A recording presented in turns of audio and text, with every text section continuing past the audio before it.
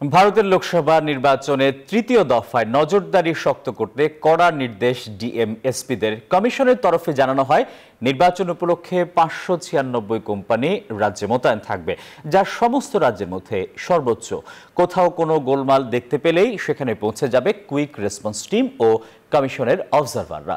এদিকে ভারতের বৃহত্তম গণতন্ত্রের লোকসভা নির্বাচন দেখতে বিশ্বের 23 দেশের 75 পর্যবেক্ষক দল ভারতে এসেছেন। ভারতে তৃতীয় দফার পশ্চিমবঙ্গের 4 কেন্দ্রে নিরাপত্তা ব্যবস্থা জোরদার করেছে জাতীয় নির্বাচন কমিশন। কমিশনের তরফ থেকে জানানো হয়, 7 মে তৃতীয় দফার 4 কেন্দ্র মালদা উত্তর, মালদা দক্ষিণ, জঙ্গিপুর ও মুর্শিদাবাদে মোতায়েন থাকবে মোট 256 কোম্পানির বাহিনী। মুর্শিদাবাদে অবাধে ভোট করার ব্যাপারে বিশেষ জোর দিচ্ছে কমিশন। গত কয়েকটি নির্বাচনে মুর্শিদাবাদে অশান্তি হয়েছে।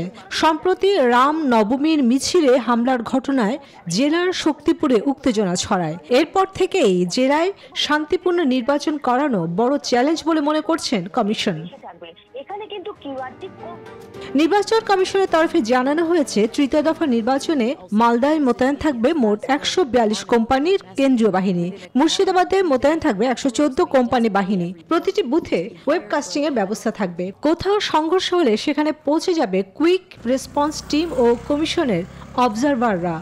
এদিন কাশ্মীরেও লোকসভা নির্বাচন হচ্ছে, তবে পশ্চিমবঙ্গের অর্ধেক বাহিনী মোতায়েন করা হয়েছে সেখানে। এদিকে ভারতের নির্বাচনী ব্যবস্থা সম্পর্কে জানতে বিদেশি নির্বাচন পরিচালনার সংস্থাগুলো আগ্রহ প্রকাশ করছিল। এবার সে উদ্যোগে সাড়া দিয়েছে কমিশন। রোববার নির্বাচনী প্রতিনিধিদের নিয়ে একটি যৌথ সংবাদ সম্মেলনে বলা হয়, বিশ্বের 23টি দেশের মোট 75 জনের পর্যবেক্ষক দল নির্বাচনকালীন ঘুরবে কয়েকটি রাজ্যে। 9 মে পর্যন্ত অবস্থান করবেন তারা। নির্বাচন চলাকালীন মহারাষ্ট্র, গুজরাট, কর্ণাটক, মধ্যপ্রদেশ, গোয়া, উত্তরপ্রদেশে বিভিন্ন জায়গা ঘুরে কিভাবে নির্বাচন হচ্ছে, প্রস্তুতি ইত্যাদি সম্পর্কে তথ্য সংগ্রহ করবেন তারা। দেশটিতে অতীতে এত বড় নির্বাচনী প্রতিনিধি দলের সফর হয়নি। চন্দ্রানী চন্দ্রা, নিউজ 24।